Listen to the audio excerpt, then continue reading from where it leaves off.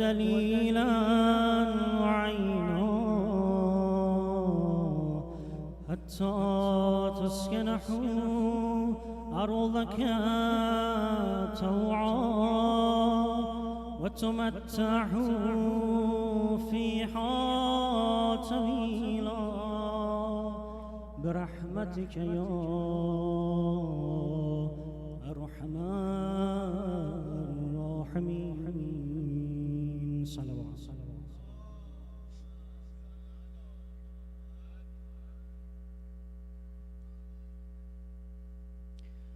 بسم الله الرحمن الرحيم.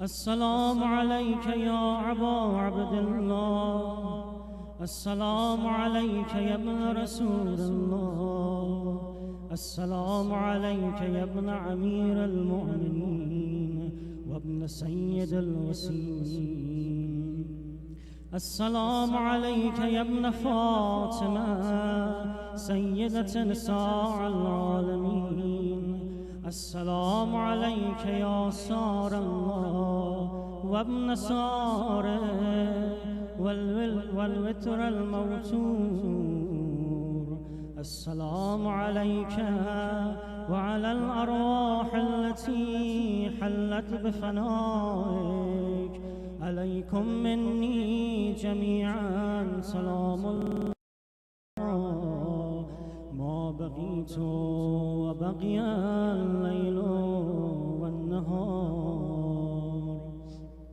يا أبا عبد الله، لقد عظمت الرزية وجلت وعظمت المصيبة بك علينا وعلى جميع أهل الإسلام، وجلت وعظمت مصيبتك في السماوات على جميع أهل السماوات، فلعن الله أمة أسس أساس الظلم وجور عليكم محل البيت، ولعن الله أمة دفعتكم عن مقامكم وعضالتكم عن مراتبكم التي رتبكم الله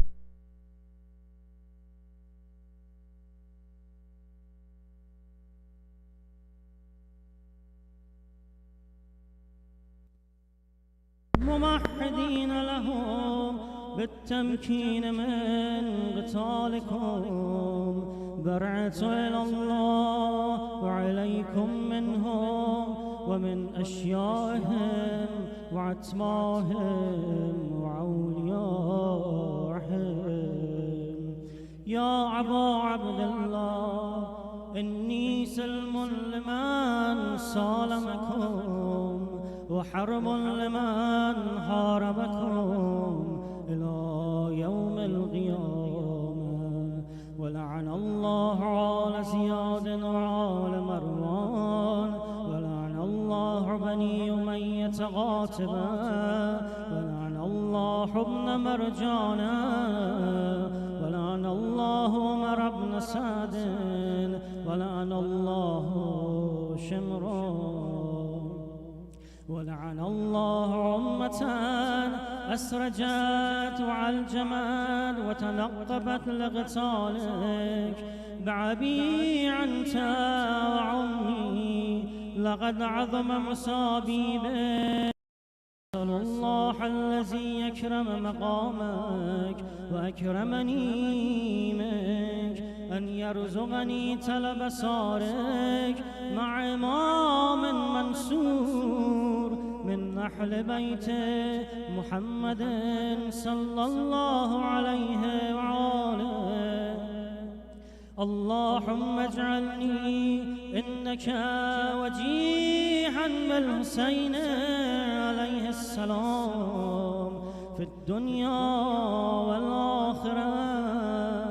يا أبا عبد الله، إني أتقرب إلى الله وإلى رسوله وإلى أمير المؤمنين وإلى وإلى فاطمة وإلى الحسن عليك بمبالاتك وبالبراعة ممن عسس عساس ذلك وبنى عليه بنيانا وجرى في ظلمه وجورحه عليكم وعلى أشيائكم.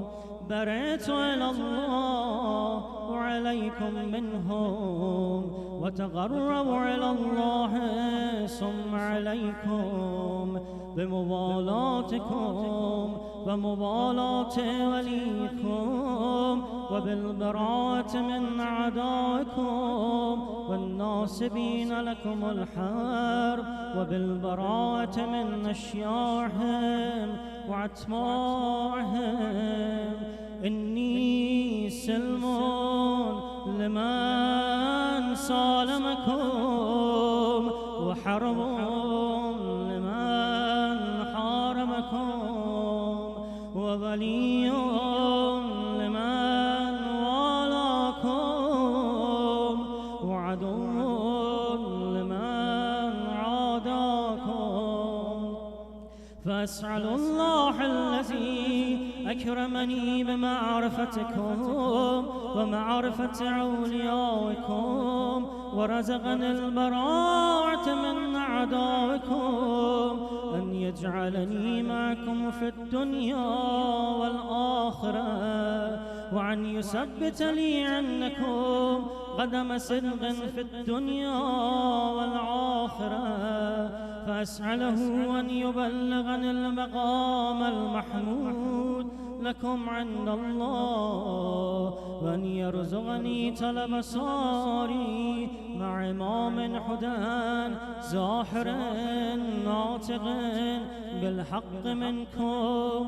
فأسأل الله بحقكم وبالشعن الذي عنده أن يعطيني بمصابيبكم أفضل ما يعطي مصابا بمصيبته مصيبة ما أعظمها وأعظم رزيتها في الإسلام وفي جميع السماوات والأرض.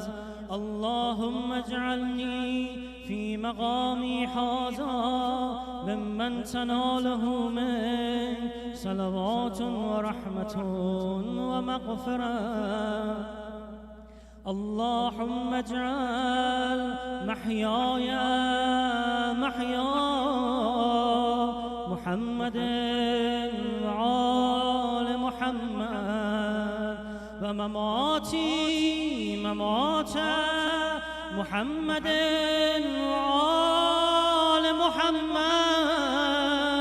اللهم إني هذا اليوم تبركت به بنو أمية وابن آكلة الأكباد اللعين ابن اللعين على لسانك ولسان نبيك صلى الله عليه وآله في كل موطن وموقف وقف فيه نبيك صلى الله عليه وآله. اللهم لعن أبا سفيان ومعاوية ويزيد بن معاوية عليهم منك اللعنة عبد العابدين. فهذا يوم فرحت به آل زياد وآل مروان بقتلهم الحسين صلوات الله عليه. اللهم فزاعف عليهم اللعن منك والعذاب. اللهم إني أتغرب عليك في هذا اليوم وفي موقفي هذا وأيام حياتي بالبراءة منهم ولعنة عليهم وبالموالاة لنبيك وعال نبيك عليهم. السلام. اللهم لعن أول ظالم ظلم حق محمد وآل محمد وآخر تابع له ذلك. اللهم لعن العصابة التي جاحدت الحسين وشايعت وبايعت وتابعت على قتله. اللهم لعنهم جميعا. السلام عليك يا أبا عبد الله وعلى الأرواح التي حلت بفنائك. عليك مني سلام الله عبدا ما بغيت وبغي الليل والنهار، ولا جعله الله آخر اللحد مني لزيارتكم. همه با هم. السلام على الحسين وعلى علي بن الحسين وعلى أولاد الحسين وعلى ما شاء الله. السلام على الحسين وعلى علي بن وعلى أولاده وعلى أصحابه. اللهم خص أنت أول ظالم باللعن مني وابدأ به أولا ثم لعن الثالث والرابع. اللهم لعن يزيد خامسا والعن عبيد الله وابن زياد وابن مرجان وعمر بن سعد وشمرا وعال أبي سفيان وعال زياد وعال مروان إلى يوم القيامة. سجده. اللهم لك حمد حمد الشاكرين لك على مصابحهم. الحمد لله على عظيم رزيتي. اللهم شفاعة الحسين يوم الورود وثبت لي قدم صدق عندك مع الحسين وأصحاب الحسين. محجهم دون الحسين عليه السلام ورحمة الله وبركاته. بسم الله الرحمن الرحيم. إلهي عظم البلاء وبره الخفاء وانكشف الغطاء وانقطع الرجاء وزاغت الأرض ومنعت السماء وأنت المستعان وعليك المشتكى وعليك المعول في شدة والرخاء. اللهم صل على محمد وآل محمد وللعمر الذين فرضت علينا طاعتهم وعرفتنا بذلك منزلته وفرج عنا بحقهم فرجا عاجلا غريبا كلمح البصر عوه وقرب يا محمد يا علي يا علي يا محمد اكفياني فإنكما كافيان وانصراني فإنكما ناصران يا مولانا يا صاحب الزمان يا مولانا يا صاحب الزمان يا مولانا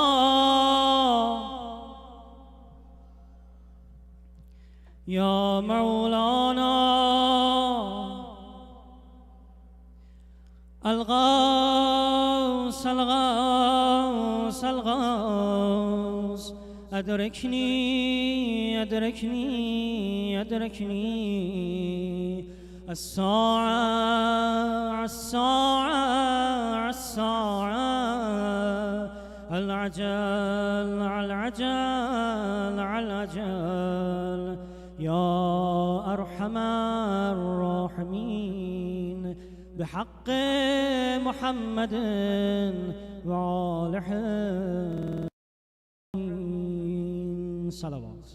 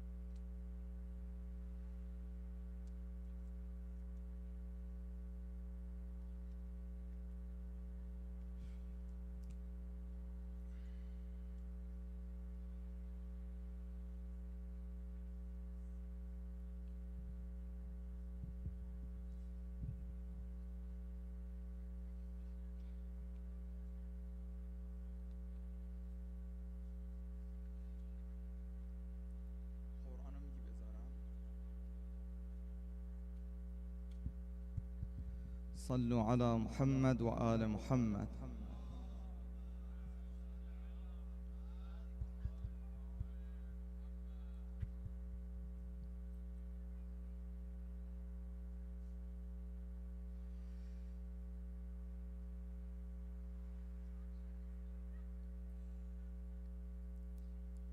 انشاءالله همگی سکوت و رعایت بکنم به احترام قرآن. یه صلوات بلندتر بفرستیم.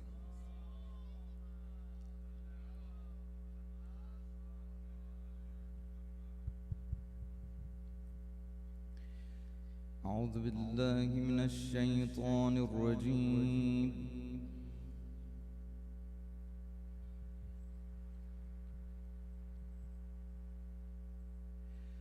بسم الله الرحمن الرحيم.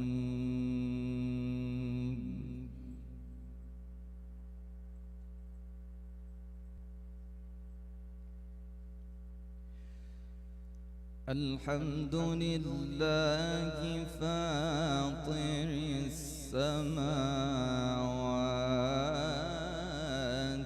والأرض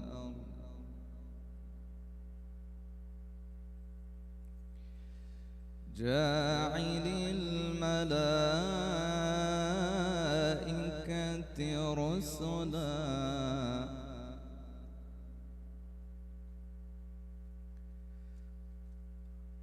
أولي أجنحة مثنى وثلاث ورباع.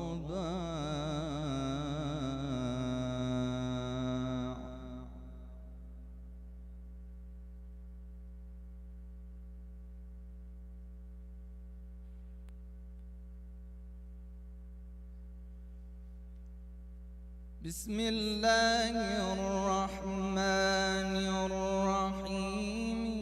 الحمد لله فاطر السماوات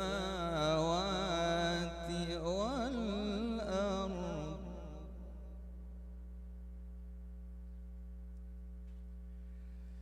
جاعل الملائكة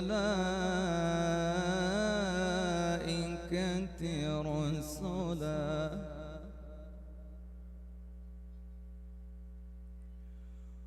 أولي أجنحة مثنى وثلاث ورباع.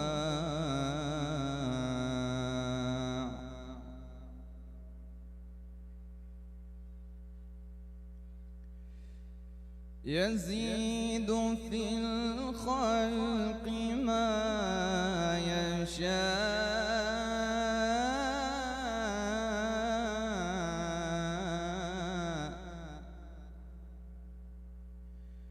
إن الله على كل شيء قدير.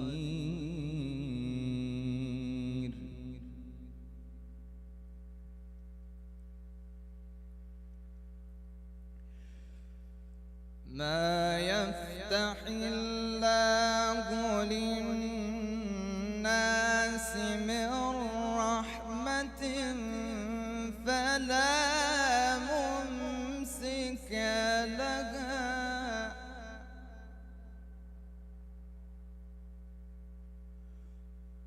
وما يمسك فلا مرسل له من بعده وهو العزيز الحكيم.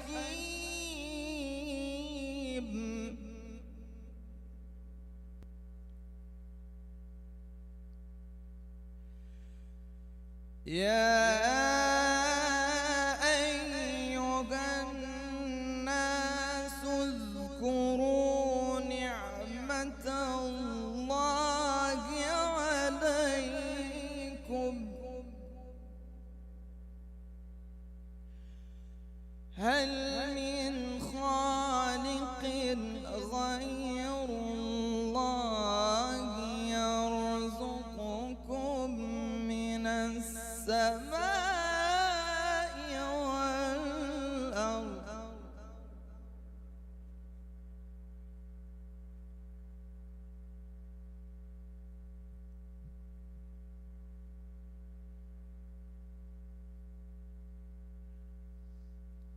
هل من خالق غير الله يرزقكم من السماء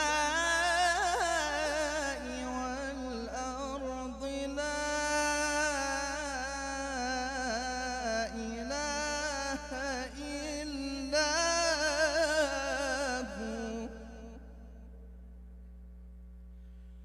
فأنى تؤفكون.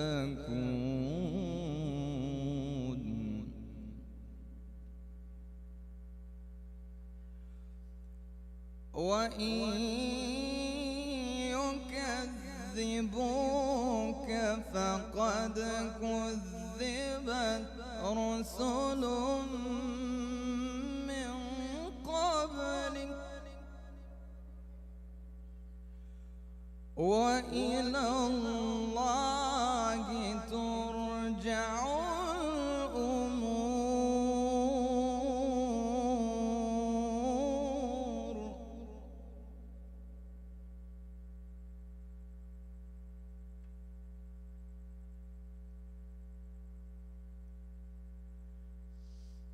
يا أيها الناس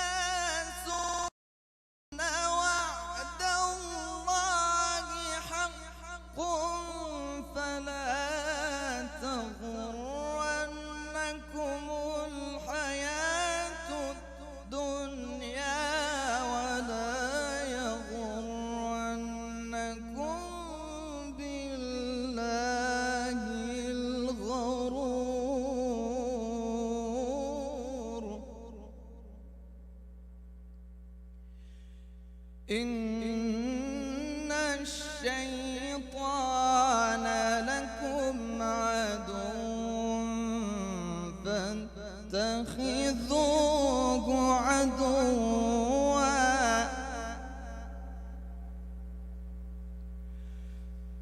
إنما يدعو حزبه ليكونوا من أصحاب السعير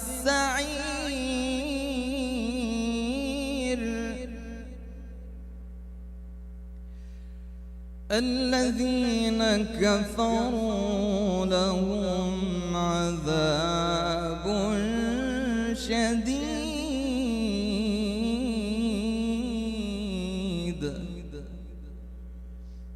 والذين آمنوا وعملوا الصالحات لهم مغفرة وأجر كبير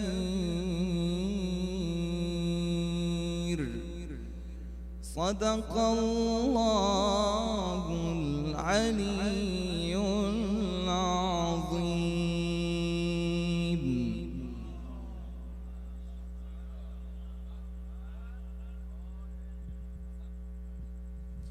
أعوذ بالله من الشيطان الرجيم.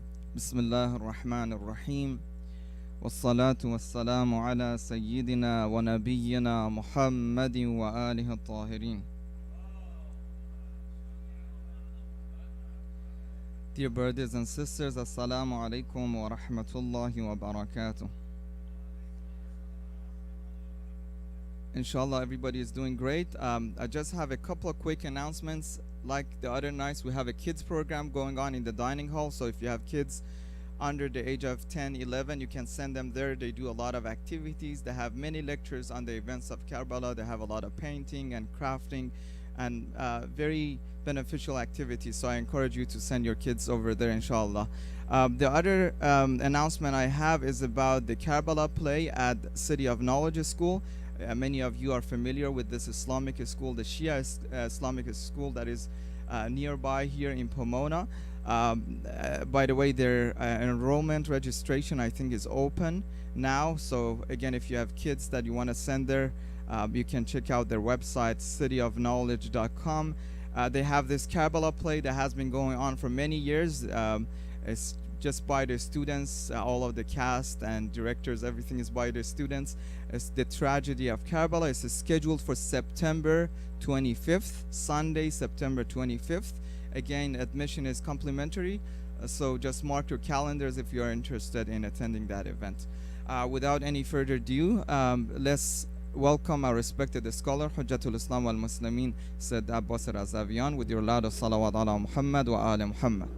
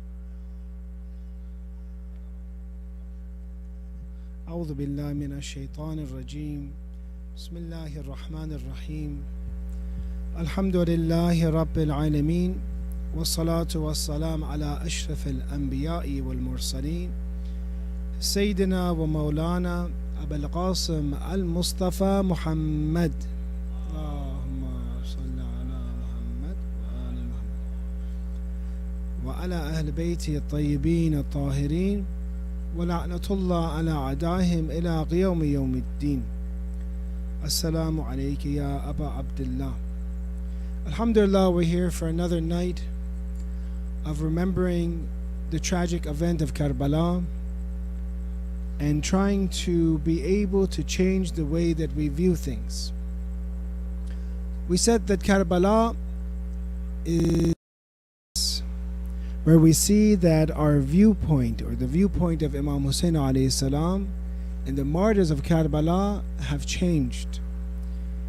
And they perceive life and they perceive their mission, which is martyrdom, as something completely different than what others see.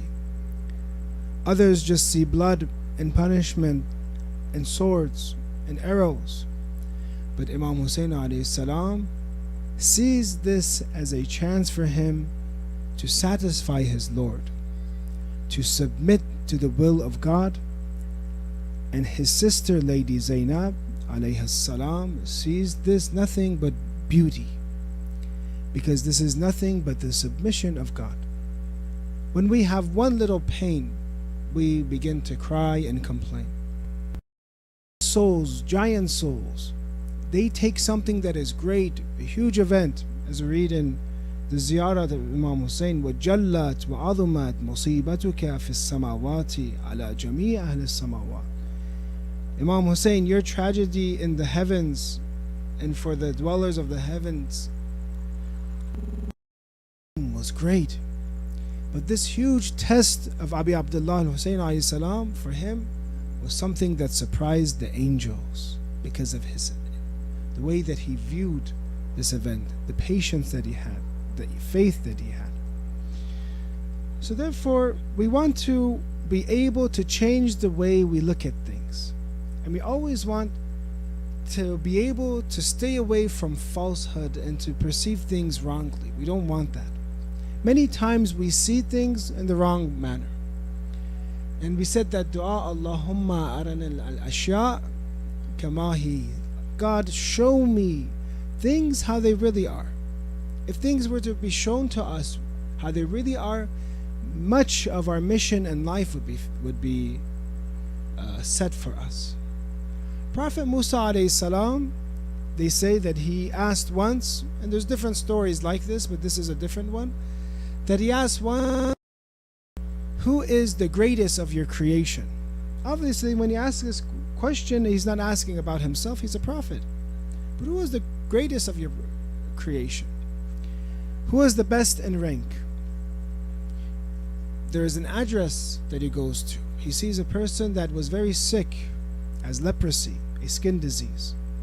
Was also in a way paralyzed, in a way they couldn't walk on the ground.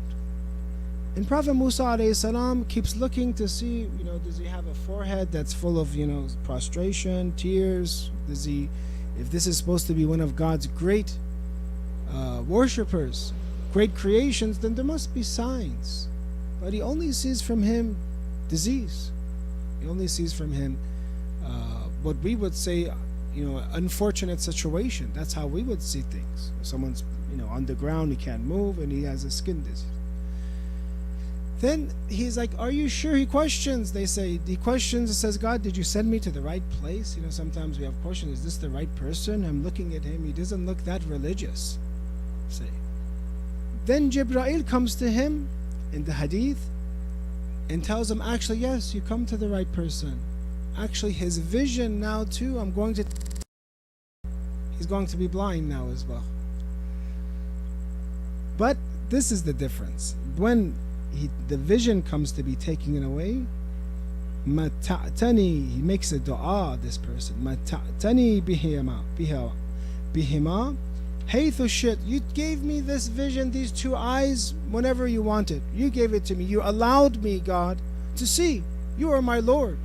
You gave me my two eyes, and you allowed me to enjoy, you allowed me to make use of it. وَسَلَّبْتَنِي إِيَّاهُمَا حَيْثُ شَئْتَ. In the same way, God, that you gave me my two eyes, you gave me vision, you're also the same Lord. You can take them away whenever you want. This is the view. Someone that's going to be blind, imagine, God forbid, when something small happens to us, our knees start shaking, we want to throw up. But this person had so much patience. So God, you gave me this so much tawheed, that you gave me these two eyes and I can see, and now you're going to take them away from me. وأبقيت لي فيك طول الأمل. But what left for me is this long for you, Allah. But what's left for me is this desire and my hope in you. How can someone have hope when he has these three diseases? He says, what's left for me is this hope in you. Then he calls his Lord Ya Bar. He calls God who does bir. Bar means from bir. Oh, one who does good to me. He says, oh, one who does good to me. He's taking away his eyes from him. Ya Wasul, one who gives me ni'mats and blessings. So because of this way, we look at the vision or the perception we have in this story. We might say, oh, unfortunate person, man, let's help him out, let's make dua for him. And actually the story continues, and Prophet Musa alayhi salam tells him that I am mustajab al-da'wah, I can make dua for you, I'm a prophet, let me heal you, let me ask dua, make dua for you. And this person, I don't want you to get confused here, not to say that this rejection is something good. That person says here, اختياره لي أحب إلي من اختياري لنفسه. What God has chosen for me is better than what I choose for myself. See, if it's God's will, yes, cure me. If it's not His will, no. Not that I'm not saying you don't make dua, no. But He's saying whatever God wants, I submit, I have complete rida, complete satisfaction in whatever He wants from me. So this is one of the cases that you see when a person changes their perception in events. This is an example of an event. They make something that is huge, that is great, that is azim, hard, they make it look easy. And many times we're always looking for, our worship to be in a very beautiful manner, our prayer to be with it in a nice abba, and say, this is the best prayer I'm going to do. But sometimes actually it's those prayers for you at that time to pray. And you might not even have chance to do, wudu, you have tayammum or something that's not complete. That prayer that you're the most humble, and that prayer that actually you're into ubudiyat the most, that God, I am just doing this to serve you, that prayer is the most accepted. So brothers and sisters, we want to learn from Imam Hussain alayhi salam that we need to change the way we view things. We need to change the way we view events. If Imam Hussain was going to view his numbers just 72 versus 10,000, what am I going to do now? Then na'udhu billah, he would have failed. But you see that Abi Abdullah and Hussain, with all the struggle that he had, all the sacrifice that he had, he becomes, some say in the Maqtal, in the day of Ashura, more light and nur comes out of the face, the holy face of Imam Hussain alayhi salam, because he is reaching this very high position. He is getting tarfi, he's getting more elevated and more elevated and more elevated, and he completely passes this test, the exam of Karbala, in the best way. As we said, angels are surprised. Let me give you another story. Actually, I'm going to give you a hadith first and then another story. Imam Ali alayhi salam in Nahj al-Balagha, letter 31, he also teaches us to change the way you see things. We talked about events. Now how about the way we perceive life? Many of us, we get, and I am one of those, we know there is a hereafter, of course. We know this is a test, but we keep forgetting. Each day passes and you see, you get busy, preoccupied. Oh no, I forgot to work for God this day. I forgot to make my acts of worship in a way that, as if it is my last salat, for example. We think we're going to live here indefinitely. This is something that unfortunately is a problem for us. What can we do to be reminded to look at this world kamahi, as if what it really is? That Imam Hussain alayhi salam mentions in his letter that as if the world never existed. How can we change this type of view? One of the ways is, look at what Imam Ali alayhi salam says. He compares this world in his letter to Imam Hassan alayhi salam, and he mentions about having khabar ad-dunya, being of those that have information of this world. They know how the world is. Or being of those that has has been informed. There are those that are informed about the world like us, alhamdulillah, from the Quran, from our prophets, from our Imams. We know the purpose of life. But again, we need to read and reflect to make this fresh in our minds, that there is an eternity in front of us.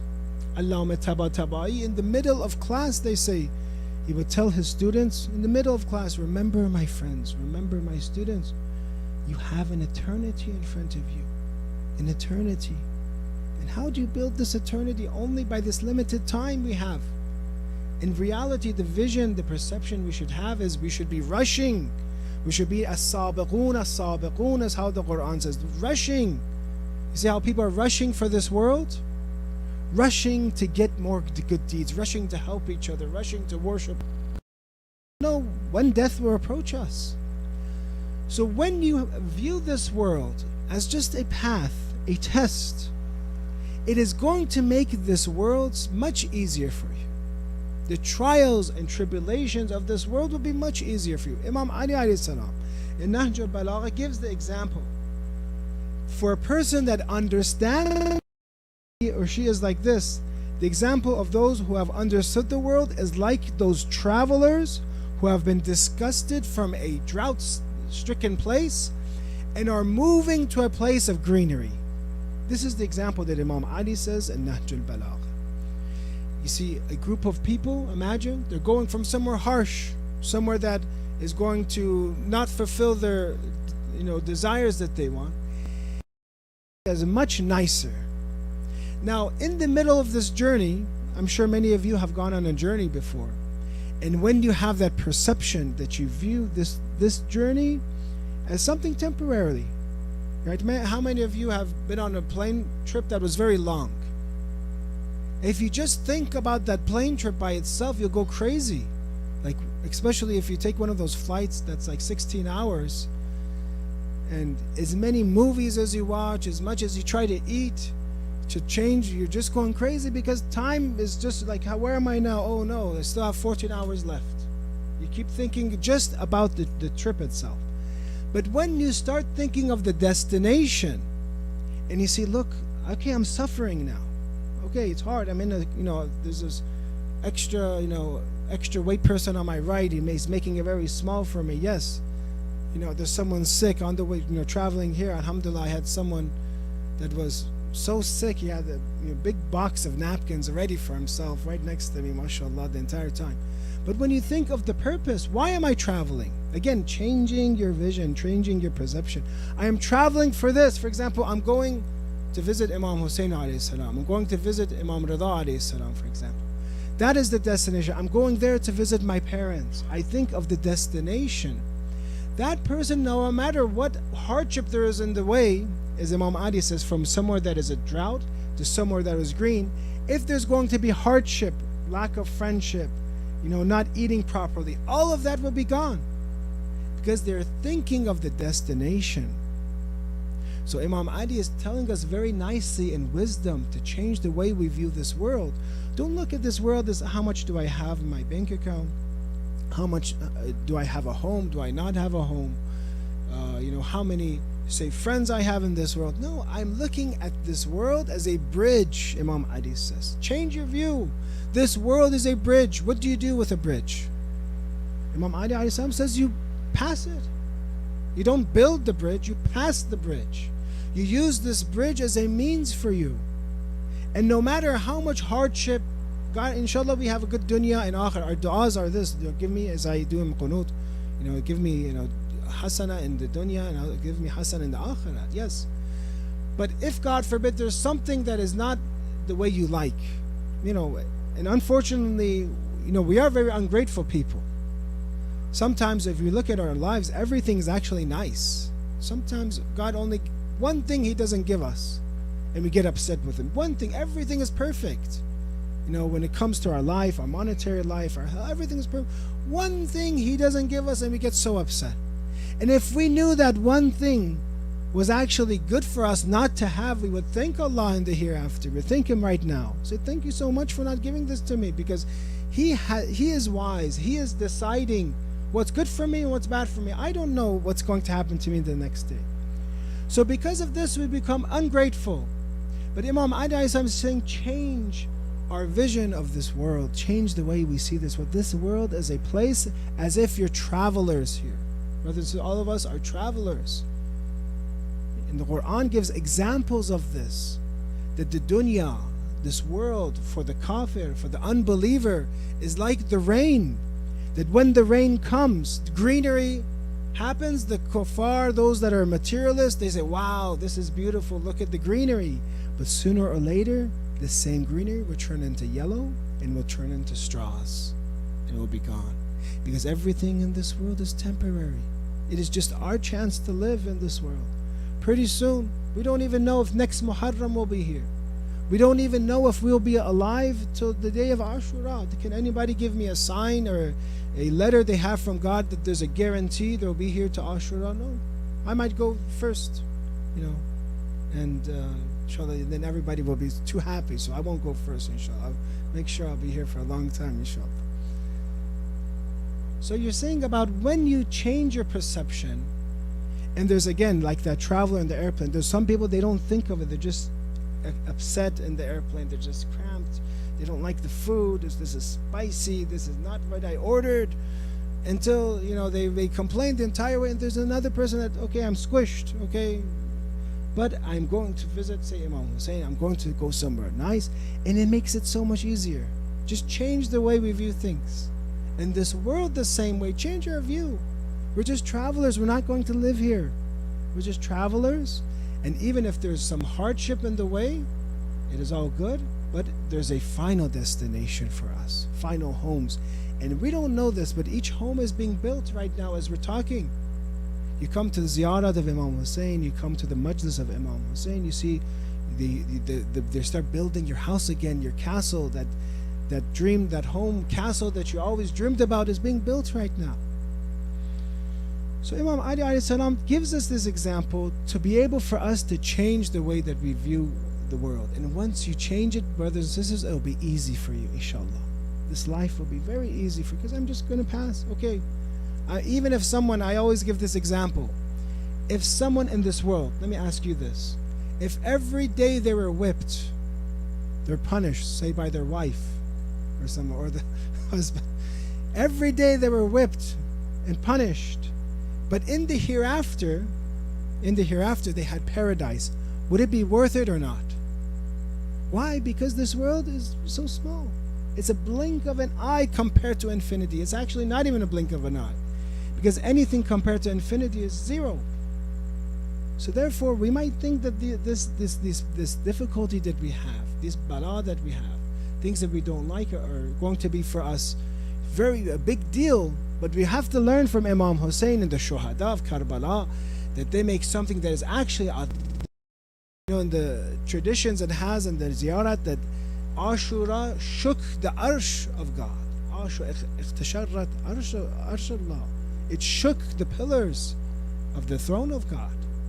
But yet Imam Hussain alayhi salam was thankful in the night of Ashura. He is thanking God. Sometimes we can bear something, okay, but how can you in the middle of fire say, thank you, Allah, thank you? That is the maqam of the awliya. We can be patient, but they, in the worst times, they will say and truly say, thank you, Allah. They'll be appreciative of this, of what's happening to them. Why? Because of the way they view things. Let me give you another example of, and this is in the Holy Quran, of the way that we need to change our viewpoint. I'm sure you heard of the story of Prophet Musa alayhi salam and Prophet Khidr. When we mention Khidr, it's mentioned to say, Salamullah ala al-Khidr, because we believe he's alive. And we have some traditions I read when I was studying and teaching Mahdawiyyat, that one of the reasons Prophet Khidr is alive is he's a companion of Imam Mahdi. He's a companion of Imam Mahdi, and he's with him. Prophet Khidr, as you know, he had knowledge that Prophet Musa didn't. That is one of the reasons they say he's a prophet, Khidr, because he must be a prophet because he has more knowledge than Prophet Musa alayhi salam. That's one of some that say Khidr is a prophet. And he did a few things in the Quran, about 3 things that surprised Prophet Musa. One of them that many people don't understand, even today. You ask them, and it seems weird kind of, that how did Prophet Khidr kill a boy? He killed somebody. It was murder. And Prophet Musa alayhi salam, like us today, say, we don't know, why would you kill somebody? He's young. But to understand this, the vision of Prophet Khidr was much different.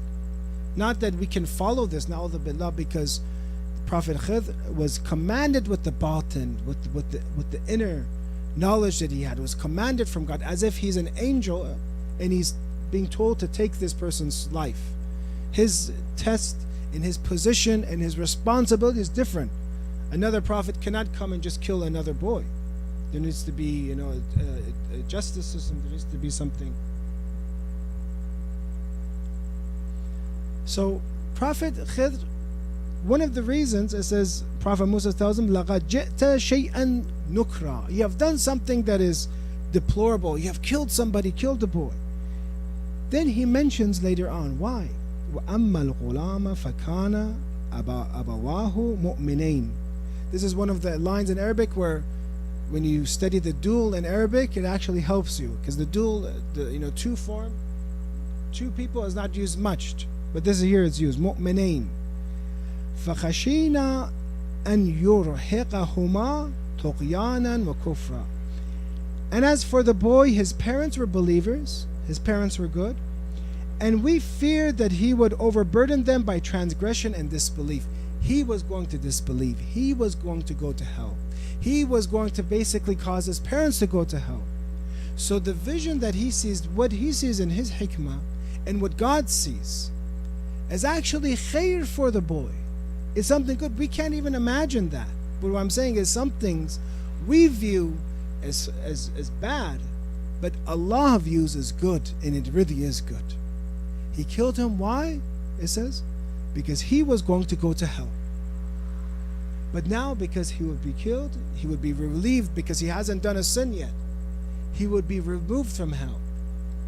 If they were to tell me, or any one of us, would you rather choose the dunya? You have to give up your dunya for the hereafter. Which one would we choose? We said, okay, take away my dunya and give me the hereafter. So this was khair in a way for this boy, that he would not go to hell. His parents would not go to hell. And instead, the Quran mentions that so we intended that their Lord would substitute for them one better than him in purity and near in mercy. Then instead, God, because whenever he takes away a ni'mah, God gives and grants another ni'mah. He gave him someone else that was much more pure, that was much more near in mercy. So here, this view, this story that we learn from the Quran teaches us to change the way we perceive events, to change the way we see the world. If you're just going to think about the world, then yes, it's death and it's sad. But if you think of it in reality, that this child was saved from the hellfire by this prophet, which is, ma'mur, he was responsible for taking care of his life, and then it was good for him, it was good for the parents. It's completely different. So we need to change the way that we view things. And when we do this, inshallah, we'll have a good dunya and akhirat, inshallah. Let's recite salawat ala Muhammad, ali Muhammad wajah.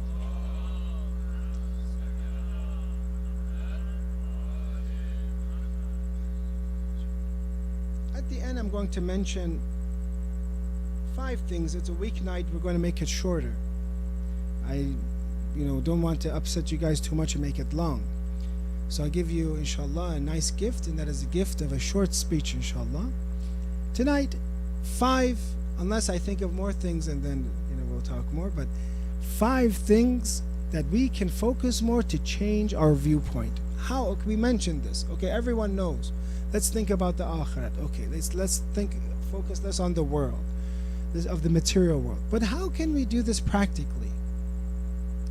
How can we? I thought of 5 things that at the end, inshallah, we can get and be granted this from Imam Hussain alayhi salam, to be more focused and orientated to work for the hereafter. One, we have in traditions to put death in front of our eyes. Put death always as a possibility. Every day we wake up, we could say, this might be my last day in life. I don't know. I really don't know. How many people we know that died when they were young?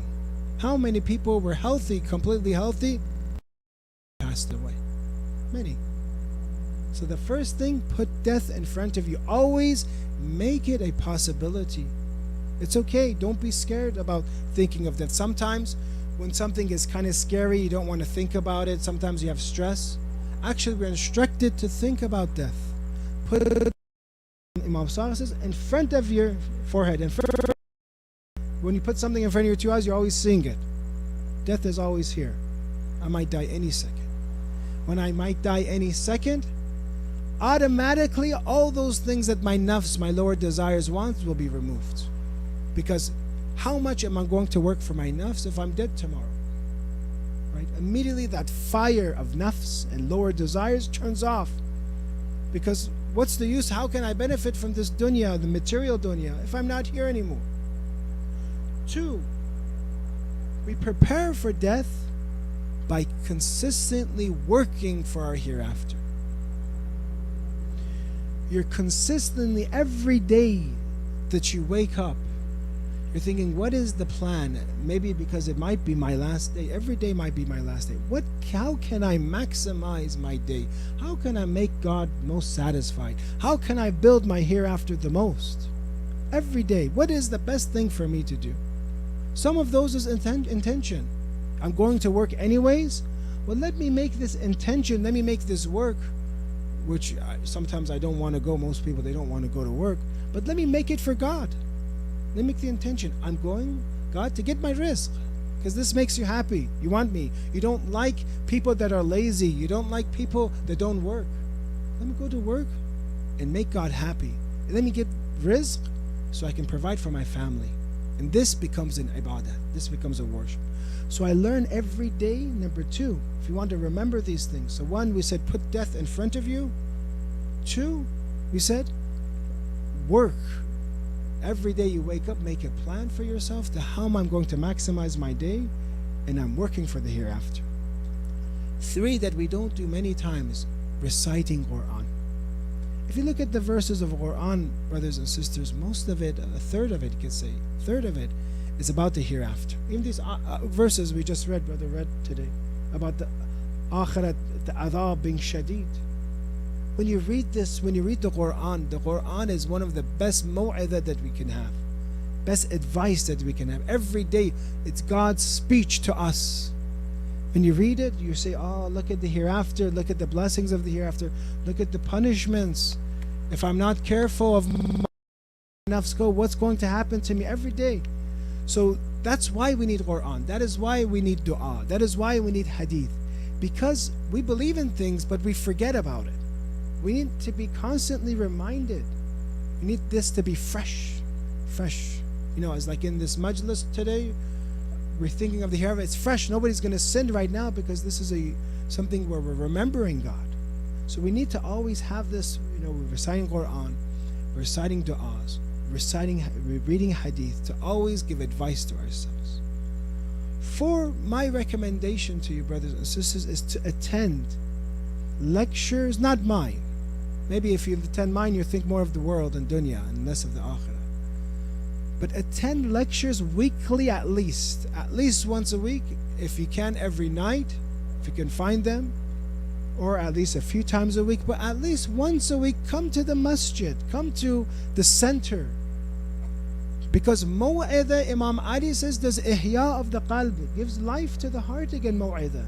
We all need mu'idha, we all need advice, we all need admonition. In the speech, the minbar, all it is a way for the verses of Quran and hadith to come to you in your own language, in your own time period. We just try to relate the Quran and hadith to you, the kitab and sunnah. So you need that weekly reminder. Those that are separate from the masjid, you see what happens. Slowly and slowly, where is this brother, where is this sister? They disappear. So we need to constantly encourage each other, encourage your family members to come and hear advice. And lastly, which is the most important, I think, the spirit is where ma'rifat lays. Knowledge is in the chest. if you have a polluted heart, if you have a heart that's sealed, true ma'rifah and true knowledge cannot go in that heart.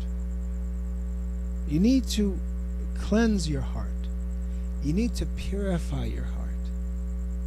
One of the best ways that I know to purify the heart is to remember Imam Hussain alayhi salam. Remember Ahlul Bayt alayhi salam. This truly purifies the heart. The traditions have sometimes even crying as much as amount as the wing of a mosquito or a fly. How much can it hold in moisture? That much and your sins will be forgiven. It's true. Our ulama call this is the best muqarrab, best way to reach God, because Allah has channeled His mercy and has made Imam Hussain safinatun najat, has made Imam Hussain a ship of salvation. When Adam alayhi salam we don't say a sin, but he made an error, he mentioned these holy names and was forgiven. He mentions Ya Hamidu bihaqq Muhammad, Ya Ali bihaqq Ali, and mentioned Ya Fatir bihaqq Fatima, and Ya Qadim al-Ihsan bihaqq al-Hasan wal-Hussein in different narrations. It's different. He mentioned these 5 names and was forgiven, and then he became a prophet after his, became a prophet. So remembering, crying for Ahlul Bayt, connecting to Ahlul Bayt, learning how to cry for Imam Hussain. It's a skill. It's a skill that we need to teach, that you come so much to the majlis of Imam Hussain that I learn how to cry for Imam Hussain. This will purify your heart. This will connect you to Imam Hussain, and Imam Hussain will make you remember the Akhirat, inshallah. They wanted me to mention in Farsi, but I think time is a little bit over, inshallah. You still want? Here, I think time is over. Do you want me to say this in Farsi or no? All right. Okay. Bismillah ar-Rahman ar-Rahim. Okay. And those that don't speak Farsi, I think everybody here speaks Farsi, right? Those that don't, I apologize. I usually like to speak in English because it's the language of the land, and we want to spread this message to the people that live here. But because there are people that cannot speak English, I'm going to, with my broken Farsi, and those that speak Farsi, well, I apologize. I usually don't speak in Farsi, but I'll give you these 5 points in Farsi. Bismillah ar-Rahman ar-Rahim. بحث درباره تربیت دیدگاه بود که چطور دیدگاه ما رو عوض کنیم. بله، دیدگاه هم باید عوض بشه و تربیت بشه. همیشه وقتی که بحث تربیت میاد خودمون رو فکر می‌کنیم، روحمون رو، ولی خود ذهن ما و افکار ما باید تربیت بشه و باید درست بشه و اصلاح. 5 نکته عرض کردم درباره راه‌های تربیت دیدگاه، مخصوصاً درباره تربیت دیدگاه به نسبت به آخرت، نسبت به دنیا، که دنیا رو به عنوان یک پل ببینیم، همونجوری که در احادیث هست، یه پله، یه جایی نیست که میخوایم بمونیم، میخوایم رد بشیم. اولین نکته خدمت عزیزان خدمتتون عرض کنم که جلوی چشممون مرگ رو بذاریم. مرگ همیشه جلوی چشممون باشه. هم مثل بعضی ما یه نوت جلوی کامپیوترمون مینویسیم سر کار که یادمون نره، یه نوت جلوی چشممون باشه که مرگ هست، حتمیه. خیلی از علما همیشه دوست داشتن در وادی السلام باشن، در نجف. علمای نجف چرا؟ چون یاد مرگ میکردن، جای خوبی بود برای یاد. دوم، درباره کار کردن برای آخرت. وقتی یه کسی مشغوله، همیشه هدفش آخرته، همه کاراش برای آخرته، دیگه غافل نمیشه از آخرت. همیشه داره کار میکنه، نیتش همیشه برای آخرته، نیتش همیشه برای خداست. همه کارها میشه با نیت عوض کرد به عبادت. یه کار کوچیک، حتی چای آوردن برای یه نفر، میگم یه نیت میکنم، عوض میکنم، خدایا این بنده خداست، میخوام براش چای بدم که خدا راضی باشه، میشه عبادت. سوم، قرائت قرآن. 1/3 از قرآن، حدوداً 1/3 درباره بهشت و جهنمه. هر موقع شما خودتون متوجه هستین که قرآن رو میخون، چقدر درباره دوباره بهشت و جهنم دوباره آگاه میشه. احادیث رو بخونید درباره آخرت. و در اصل دعا و ادعیه همش هم درباره دنیا آخرت بیشترش.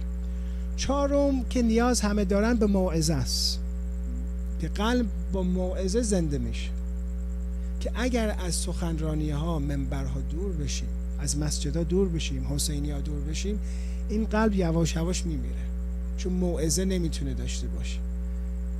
پس بهترین راه برای این که همیشه یاد آخرت باشیم و دنیا رو به عنوان یه پل ببینیم که رد میشیم، مجالس. و آخرین راه که عرض کردم که عشق به امام حسین علیه السلام و اهل بیت مطهره، پاک میکنه قلبو.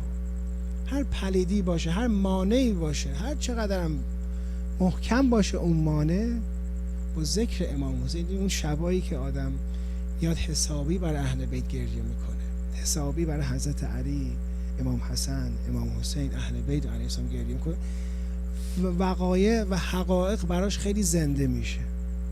اصلا هدفش در زندگی بسیار روشن میشه وقتی که گریه میکنه، در اوج اون دلی که میشکنه برای امام حسین، چون امام حسین علیه السلام مصباح الهدایته و سفینه النجات، کشتی نجاته. و بهترین راه که یادآوری کنیم و همین بتونیم یه زندگی داشته باشیم و همیشه محور و هدف اصلی ما آخرت، گریه کردن بر سید شهدا علیه السلام. ببخشید، معذرت خواهی میکنم. If we can dim the lights. Tonight we're going to mention the mothers of the shaheeds. Karbala had many mothers. امشب درباره مادران شهدا میخوایم.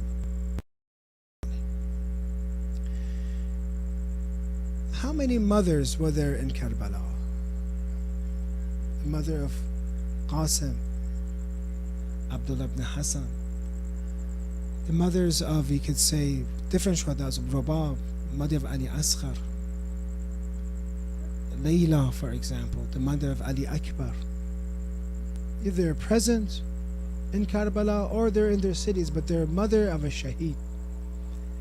There's one mother tonight that we want to mention, and sometimes we forget that she is a mother and she was present. That is Lady Zainab alayha salam, as a mother of shuhada, of Own and Muhammad, and some say Ubaydullah. She had another son, Ubaydullah, 3 sons that were present in Karbala. How difficult is it, those that are mothers here, to see in front of you your beautiful child, your beautiful son, your beautiful, courageous son go to the battlefield. How would you depart with them? How would you say goodbye to them when Own and Muhammad are going to be going to the battlefield? Own ibn Abdullah, who was martyred in Karbala, he followed the advice of his very generous and good father Abdullah ibn Ja'far. Abdullah ibn Ja'far did not come to Karbala, but we know that whatever he had was an excuse that was legitimate, because instead of himself he sent his own sons. And their grandfather is Ja'far al-Tayyar, the great companion of Prophet Muhammad, who lost his arms and instead got 2 wings. So this is from his father's side, from Ja'far al-Tayyar, Abdullah ibn Ja'far, one of the most generous people. And then from the mother's side, Lady Zainab. And you could imagine how Lady Zainab would bring and raise these children, these 2 sons. On the day of Ashura, Muhammad, Own and Muhammad was martyred.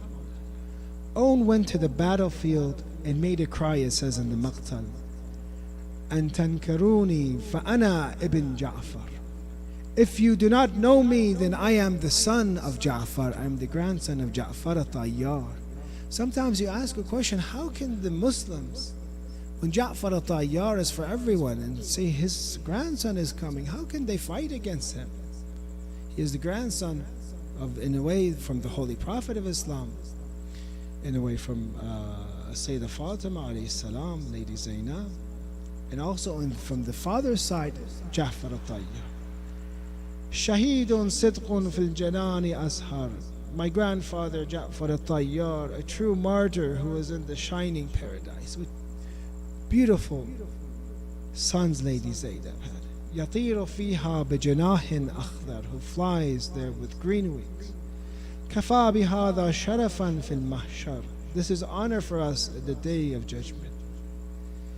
There, Abdullah, it mentioned that Aun comes, he has the battles.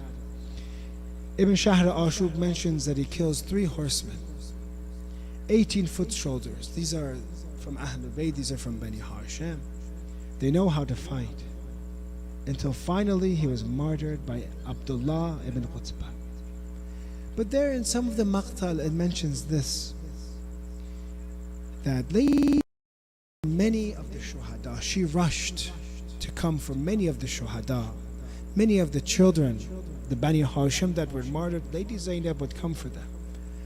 For example, for Ali Akbar, they say somehow Lady Zainab, if you see the distance from Talla Zainabiyah to where Imam Hussain and the shrine is a far distance, somehow Lady Zainab, however she did it, ran through the army and possibly fell down because she has an abaya, she has a chadar. How many times she fell down to come for Ali Akbar's martyr, so that Imam Hussain wouldn't be alone when he sees the mutilated body of Ali Akbar, Irban. Lady Zainab, they say, came. But some ask, how come Lady Zainab did not come for her own sons, Oud and Muhammad? And some say this is because she didn't want to stand in front of these shuhada, these shaheeds, and cause Imam Hussain to be embarrassed. That he didn't want Imam Hussain alayhi salam to see Lady Zainab, and what a sight that would be, Lady Zainab holding her 2 sons, holding her sons, and seeing them martyred. She didn't want to embarrass Abi Abdullah al-Hussain. Inna lillahi wa inna ilayhi raji'un.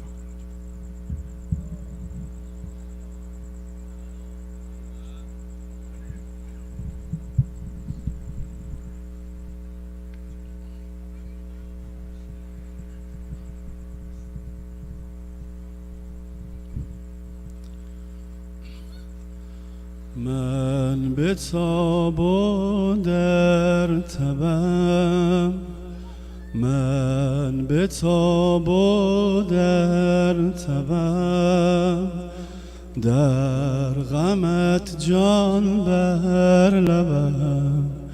من به تاب و در تبم، در غمت جان بر لبم.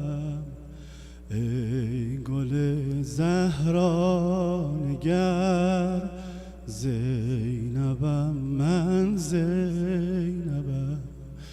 ای گل زهرا نگر، زینبم من زینبم. ای برادر جان فدایت یا حسین. دم نو هست. ای برادر جان فدایت یا حسین. ای برادر جان فدایت یا حسین. هدیه آوردم برایت یا حسین. ای برادر یا حسین. ای برادر یا حسین. ای برادر یا حسین. ای برادر یا ای برادر جان. ای برادر جان فدایت یا حسین. ای برادر جان فدایت یا حسین. هدیه آوردم برایت یا حسین. هدیه آوردم برایت یا حسین. ای برادر یا حسین. ای ای برادر ای برادر یا حسین، ای برادر جان، ای برادر جان، حسین جان یا حسین، ای برادر جان فدایت یا حسین، هدیه آوردم برایت یا حسین، هدیه آوردم برایت یا حسین، ای برادر یا حسین، ای برادر، ای برادر، ای برادر یا حسین. من به تاب و در تبم، من به تاب و در تبم، در غمت جان بر لبم، در غمت جان بر لبم، ای گل زهرانگر زینبم، من زینبم، ای گل زهرانگر زینبم، من زینبم، ای برادر جان فدایت یا حسین جانم، ای برادر جان یا هدیه ها آورد، هدیه ها آوردم، هدیه ها آوردم برایت یا حسین، ای برادر یا حسین، یا حبیبی یا حبیب، یا حبیبی یا حبیب، ای به درد من طبیب، ای به درد من طبیب، با دو هدیه آمدم، با دو هدیه آمدم سوی تو یار غریب جانم. من که هستم دختر بنت رسول، من که هستم دختر بنت رسول، این دو هدیه یا حسین جان کن قبول، این دو هدیه یا حسین جان کن قبول، ای برادر یا حسین، ای برادر یا حسین، ای برادر یا حسین، ای برادر یا حسین، ای برادر جان فدایت یا حسین، همه ای برادر جان فدایت یا حسین، هدیه آوردم برایت یا حسین، هدیه آوردم، ای برادر، ای برادر،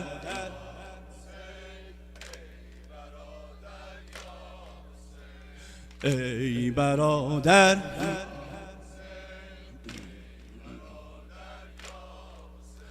من گرفتار تو ام، من گرفتار تو ام، خسته بیمار تو ام، خسته بیمار تو ام، ای امید عالمه، ای امید عالمه، با دو گل یار تو ام، با دو گل یار تو ام.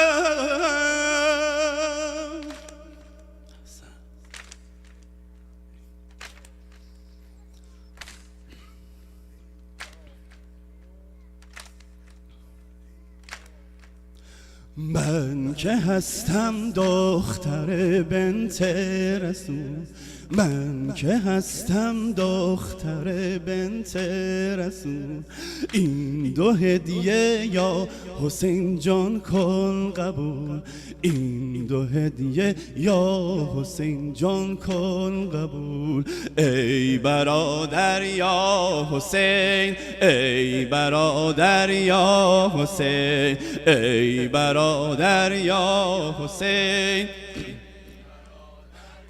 ای برادر جان، ای برادر جان فدایت یا حسین، ای برادر جان فدایت.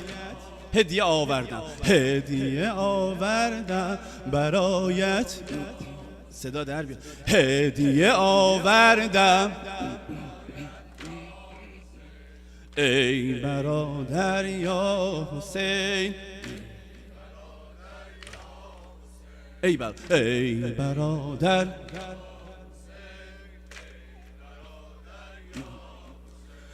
این دو فرزندان من، این دو فرزندان من، جان فدای اکبرن، جان فدای اکبرن، تا دم آخر حسین، تا دم آخر حسین، ریز خار اصغرن، ریز خار اصغرن.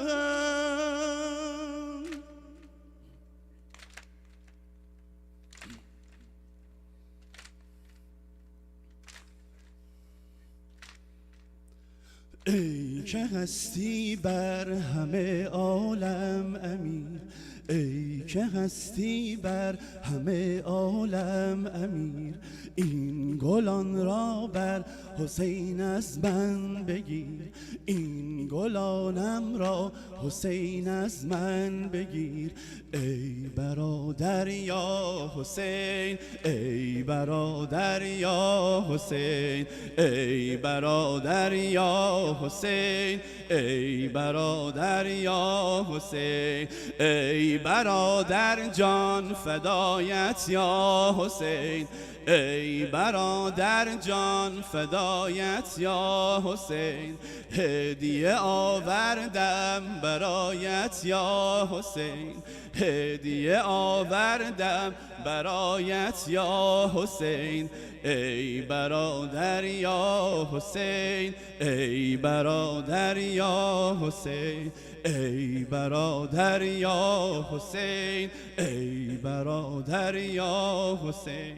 این دو گل در راه تو، این دو گل در راه تو یا حسین پرپر شود، این دو گل در راه تو، این دو گل در راه تو یا حسین پرپر شود، در میان بحر خون، در میان بحر خون غرق خون بی سر شود، گرچه هستن هر دو بر زینب امید، گرچه هستن هر دو بر زینب امید، نزد زهرا رو سپیدم رو سپید، نزد زهرا رو سپیدم رو سپید. ای برادر جان حسین، ای برادر، ای برادر جان حسین، ای برادر جان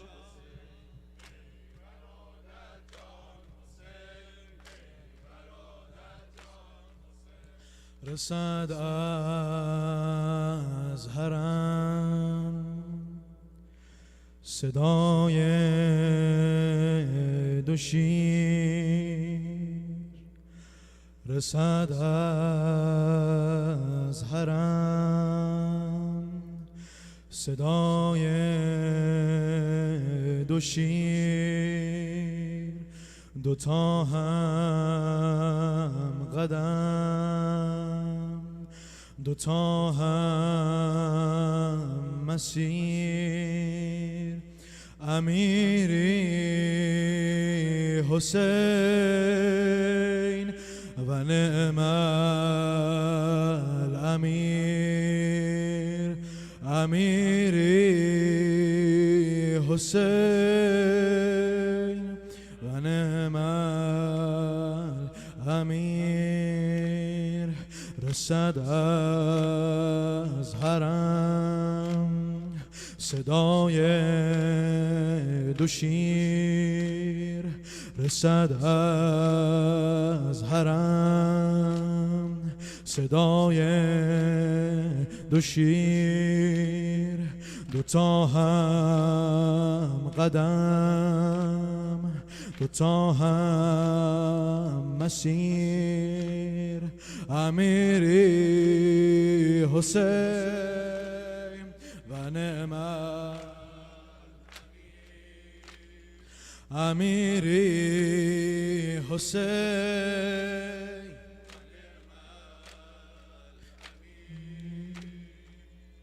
دو تیر از کمان زینب دو سرو روان زینب دو تیر از کمان زینب دو سرو روان زینب دو فریاد یا حیدر از زبان زینب زبان زینب رشته گیسوی حسین شده تناب دار ما رشته گیسوی حسین شده تناب دار ما حسین حسین شعار ما شهادت افتخار ما حسین حسین شعار ما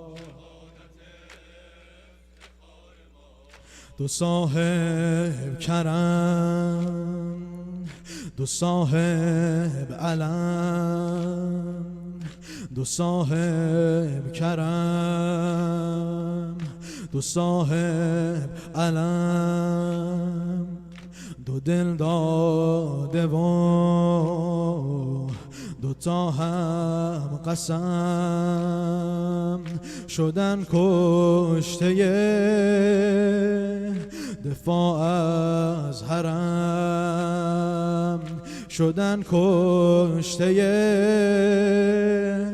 دفاع از حرم دوتا بچه های زینب دوتا اک برای زینب دوتا بچه های زینب دوتا اک برای زینب رجز بین خون میخونن به جای زینب به جای زینب مقتل ما کوی حسین کرب و بلا مزار ما مقتل ما کوی حسین کرب و بلا مزار ما حسین حسین شعار ما شهادت افتخار ما حسین حسین شعار ما شهادت افتخار ما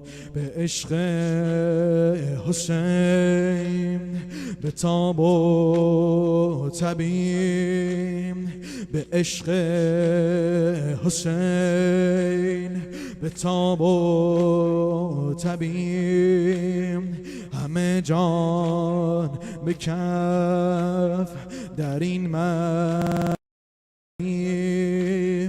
همه کشته غم زینبیم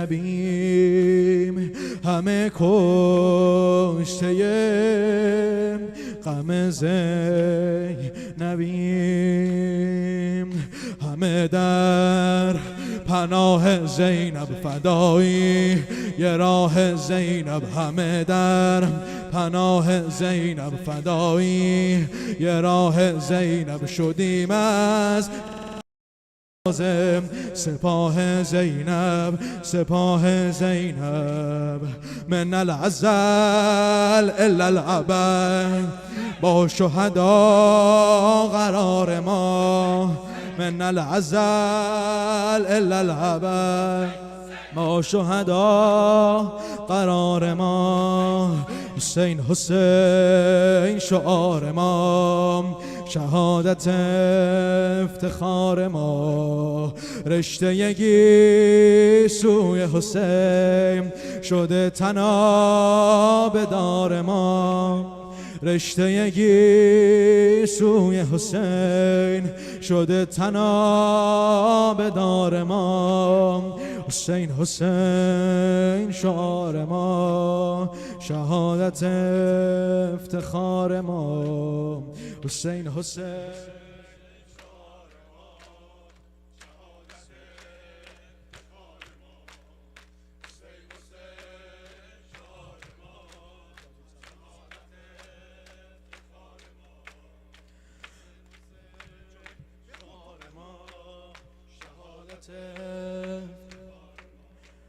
به تو از دور سلام، به سلیمان جهان از طرف مور سلام. به تو از دور سلام، به سلیمان جهان از طرف مور سلام. به تو از دور سلام، دل من واسه زیارت میزنه شور سلام. به تو از دور سلام، به حسین از طرف وصله ناجور سلام. به تو از دور سلام، به سلیمان جهان از طرف مور سلام. و هو الحبیب ابن الحبیب و اخو الحبیب و عینه شمس الضحی و هو الطبیب ابن الطبیب و اخو الطبیب و بیته همه دنیام حسین. من فقط تو رو برا خودتو میخوام حسین. همه دنیام حسین، من فقط تو رو برا خودتو میخوام. همه دنیام حسین، یاد گرفتم اسم تو از لب بابام حسین.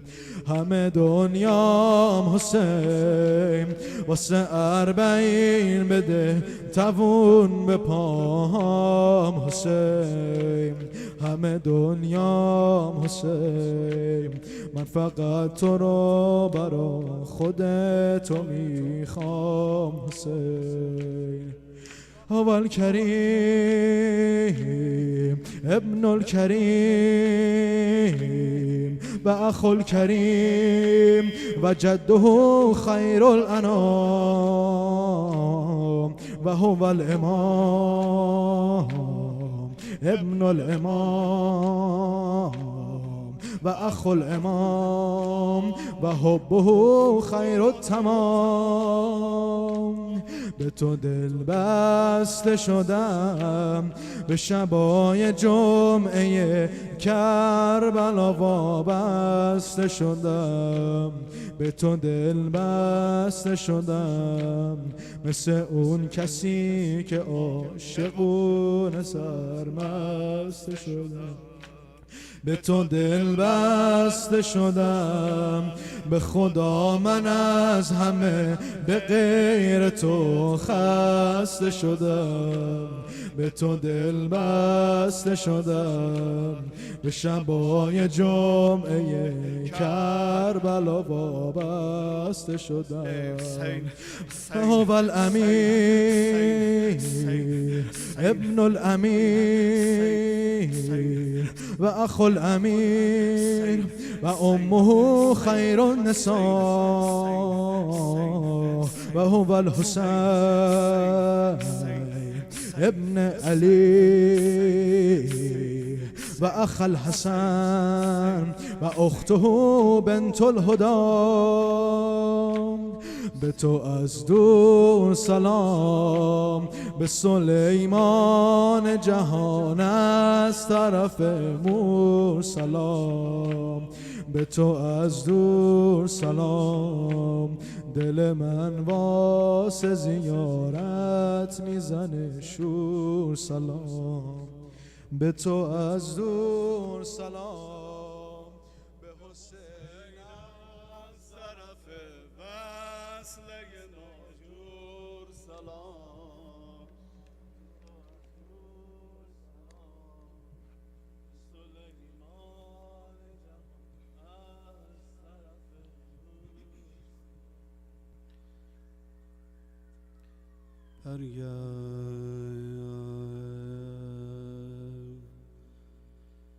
سمت خیمه ها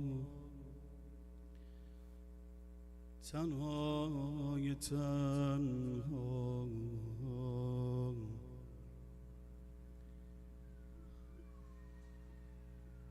برگرد سمت خیمه ها تنهای تنها. من بی تو خواهم مرد ای آقای تنها. آماده کردم هر چه باشد را برایت، آوردم آن و محمد را برایت. حالا که پروا می کند آقا نگو نه، آقا بزرگی کن بیا حالا نگو نه، حالا نگو نه، حالا نگو. آی آی آی آی آی راضی نشو با گریه برگردن خیمه، هر آنچه میخواهی بگو اما نگو نه، هر آنچه میخواهی بگو اما نگو نه. وقتی صدای حلم ناصر ابی عبدالله به گوش زینب رسید، این دوتا نازدانه رو تو خیمه آماده کرد. پاشید عزیزای دلم، مگه صدای حلم ناظر داییتون رو نمیشنوین؟ این دوتا نازدانه اینقدر از نظر جسته کوچیک بودن، کلاه خود اندازه این بچه ها پیدا نمیشد. خانوم یه دستاری دور سر آن و محمد بست، کلاه خود گذاشت همائل بست. اما انقدر این دوتا کوچیک بودن وقتی راه میرفتن این نوک شمشیر به روی زمین کشیده میشد. اومدن خدمت ابی عبدالله، دایی جان اذن میدان بده. ابی عبدالله یه نگاهی کرد، عزیزای دلم اینا رحم ندارن، نمیتونم بذارم بری. جواب زینبمو چی بدم؟ برگردون آقازاده ها رو. زینب تو خیمه دل تو دلش نیست، حسینم قبول میکنه این دوتا قربانی رو از من. بعضی موقع ها میشینه از جا بلند میشه تو خیمه قدم میزنه یه وقت دید پرده خیمه رو کنار زدن این دوتا نازدان ناراحت اومدن این کلاه خود رو به زمین زدن یه گوشه ای نشستن گریه میکنن مادر دیدی قبولمون نکرد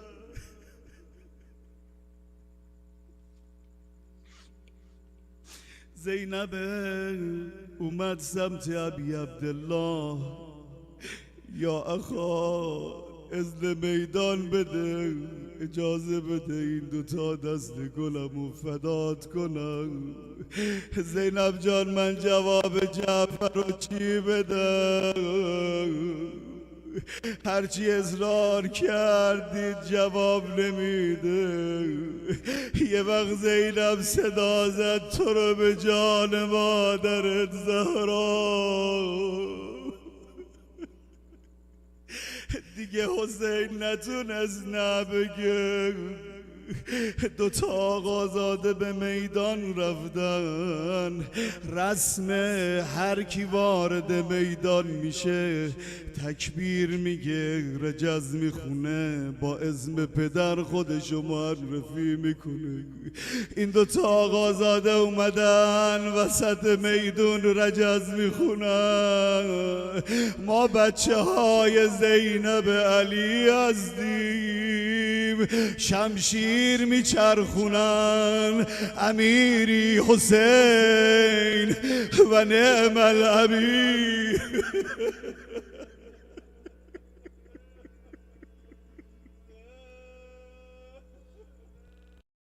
ای حسین وقتی این دوتا آقازاده به زمین افتادن هر جا تو کربلا یک کسی زمین بیفتاد علی اکبر زمین افتاد حسین اومد بالا سرش زینب صدا میزد وا علیا قاسم زمین افتاد وا قاسما ولی وقتی نازدانه های خودش به زمین افتادن صدا میزد وا حسینایا وا مظلومایا وا غریبا هم بلند صدا بزنید یا حسین یا حسین